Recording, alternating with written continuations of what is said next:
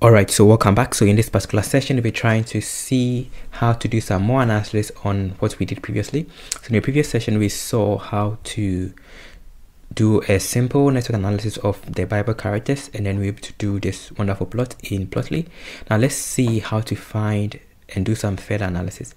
So first of all, we're trying to see some analysis that we can also do is that we can do degree centrality, right? Degree of centrality. We can also find the most influential person using degree centrality, the most important connection using eigenvector centrality, betweener, and then the rest, right? There are a lot of analysis you can do from a graph. So let's see how to get the general connections and then see which of our entities of our Bible characters has the highest connection, right? So we just go back with this option here.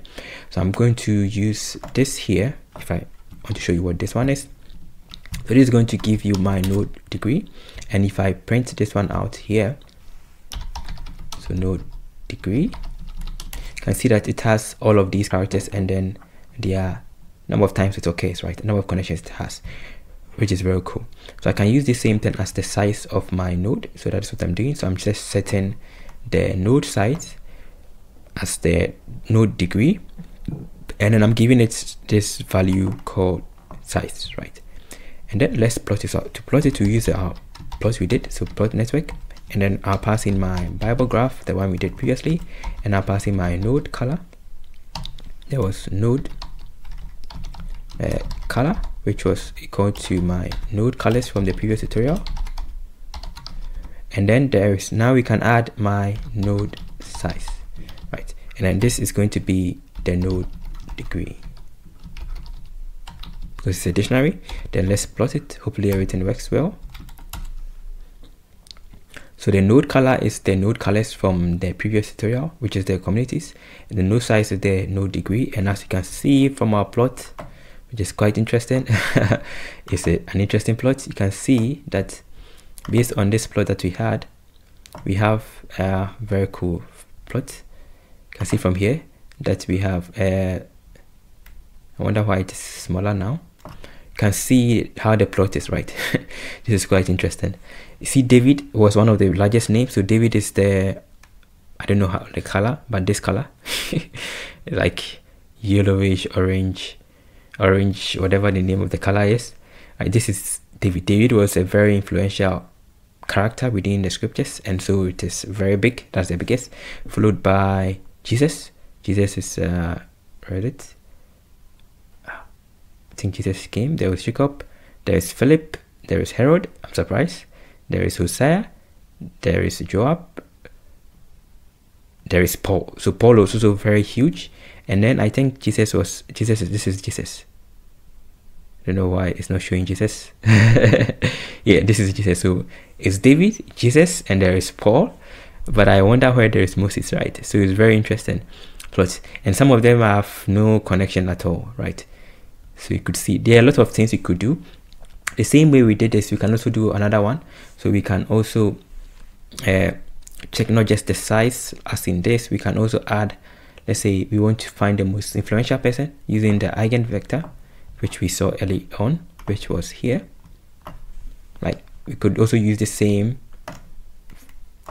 idea on our data and then build something like that, right? So that is up to you. You can just do the same thing over and over. Okay, so let's see, how do we save this plot, right? So it is very important. So in case I want to save it, how do I do that? So I want to save this plot because it's urgent version. See, I can just go to figure, right? And then I'll pass it here. Then I can just save it. So I want to show you how to save the plot. So save the plot as HTML. Right, that's the best way you can save a plot that is interactive. So how do I do that? I just go with my figure.write HTML. This is coming from Plotly. Then I'll pass in my plot. So let's call it as Bible characters. And degree, right here. Plot. So .html. And now this is going to be in this plot. So if I go back to my workspace, which is here, which is let's go to where it is. It is found here. You're seeing everything that I'm doing. Yeah, no worries. If I go back to here, so where is it? Bible characters and degree. So if I open this one, let's open it with Chrome. You can see that it is here, right? And now we can zoom in, and this is quite better. So this is how to save your plot, and you can see that we can put it somewhere, right? This is very cool. I think I'll use it in one of the applications I'm doing. Okay, so that is one of the ways you can do this plot, and it's quite cool.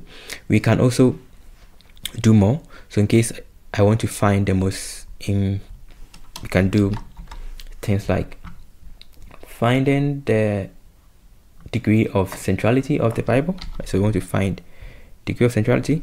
That is the most degree of centrality is mostly useful for finding the most influential. So in case I want to find it, I can also do the same thing here. And we have all of this dictionary, right? With all of this, we can also pass it there, and I can also plot this, right? I can plot this entire stuff. Behold is always showing. I don't know why behold is always showing. Behold is not a name, but it's always showing. So I want to plot it. So how do I plot it? I can also plot it with Plotly. I always prefer to use Plotly to plot it. So I have this simple function here. So I'm using Plotly, import Plotly as PS. We're going to, we had it as degree centrality here, right? And then I would want to plot it, right? So how do I plot this one? So first of all, let's convert this into a data frame. So let's go to degree DF. Then I want to convert this to a data frame, right? Before I can plot it. So how do I do that? I can just go back with this option here. So data frame. Then I can just go it from dictionary because it's a dictionary. So now specify the particular data, so degree. Then I'll specify the columns. So I want to orient it as an index. Then I would also want to specify the columns, right? Yeah, something like this. I can go without this orientation, but I want to sort it also. So I can just go straight away with this and then specify this is going to be the centrality. Right. This is one way I can plot it. Right. And if I go back here and I check this degree DF, you can see that this plot has come here. We can also do another plot like this. The same thing we did. We could have done it this way, and it would have worked. I could have just passed in here, because it's a dictionary without the orientation, and then I could have done it like the, so we can call it as, let's say, name, or yeah, name or character,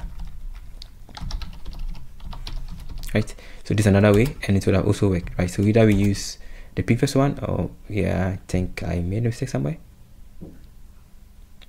This did not work well. I'm surprised it did not work. It was supposed to work. Funny. I'm surprised it did not work anyway. So let's see why it did not work. So let's go back. This is a dictionary, so it's supposed to work. Okay, so we have to fix it well. Yeah, so let's use this one. And then let's run it again. This is the option, and now we can plot it, right? So let's plot this our graph. So we are sorting them to get the right one. We are getting the first 15 characters because we are sorting them. Right, from the highest to the lowest, and we want to plot them. And this is a very nice plot. You could see that again. David followed by Jesus, followed by thou, behold, thou, Jacob, Joseph. So funny. And this is similar to the plot we had. You could see that Jesus, David, Paul, and the rest were bigger, right? That is some of the plots you can also do. You can also do other, not just plots, but in case you want to find some information, you can also do the same thing here. So let me show you what I mean. So let's say I want to find the shortest path between two people in the Bible, right? So let's say I can just go with my we want to find the what is the shortest connection between two people in the Bible, right? How do we do that? So we can simply do this. So Networkx dot shortest path, because the whole thing is a graph. I can pass in the graph that I want to use, which is my Bible graph, and I can just pass in my name. So I want to find the shortest path between David and then Jesus. Let's see. And then it gave us David and Jesus, right? So funny. Let's see David and then Paul. So wow, that's interesting. There is David, Saul, and Paul. That's quite interesting. Let's try. Let's say between between Moses and then between Paul. That's quite interesting. Moses, Jesus, Paul. That is quite interesting. So the shortest path between Moses, Jesus, and Paul, between Moses and Paul, is Jesus, and that is going to be based on the plot that we have here, right? If you go back to the previous one, if you find out, let's see. So that is one of the ways you can find the shortest path between two people in the Bible using this approach. Another thing you can also do is that you can also find which of them is between a centrality, right? Between them. That is also something you can also do. Another thing you can also do is that you can also find the most important link between some people in the Bible. And then, of course, there are lots of things you can also do, right? You can also find the most influential person in the Bible. So we already saw that one as here. Based on the test we had, the most influential person in the Bible was David, followed by Jesus. And then, I don't know why thou and behold are still here. So these are some of the things we can do with our plot. Of course, there are a lot of things you can do, but this is something I want to show you. I hope you have learned something. See you another time, and then stay blessed.